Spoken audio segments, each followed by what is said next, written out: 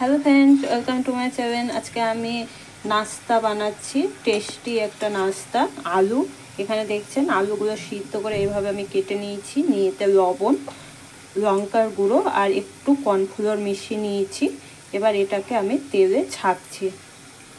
এই দেখুন, তেলে কত সুন্দর করে টেস্টি একটা নাস্তা আমি বানিয়ে ফেলেছি। তেলে এইভাবে ব্রাউন ব্রাউন করে সেঁকে নিয়েছি।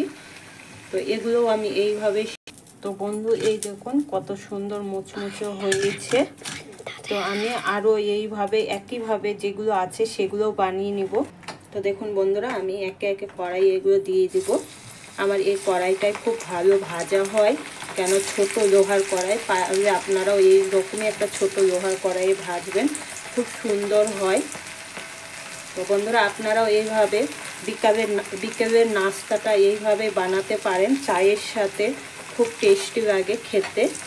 তো আপনারাও বানিয়ে খেতে পারেন। তো বন্ধুরা, আজকের ভিডিও আপনাদের কেমন লাগলো লাইক কমেন্ট শেয়ার করবেন, সাবস্ক্রাইব করবেন। এই দেখুন বন্ধুরা, আমি হালকা গ্যাসে এটা ভাজছি, খুব একটা গ্যাস তেজ করব না, হালকাতেই ভাজবো। গ্যাস তেজ করলে পুড়ে যাবে আর কিসমি হবে না। হালকা গ্যাসে করলে ভালো ভাজা হবে, কালারটাও ভালো আসবে। তো বন্ধুরা, এটা আমি আপনাদেরকে ভেজে উঠে দেখাচ্ছি। তো বন্ধুরা দেখুন, এগুলোও আমার ভাজা হয়ে গেছে। তো এবার এগুলো আমি উঠিয়ে নিব, উঠিয়ে নিয়ে আপনাদেরকে দেখাচ্ছি। তো বন্ধুরা, আমার যে আরও পটেটোগুলো আছে সেগুলো আমি ওই একইভাবে ভেজে নিব।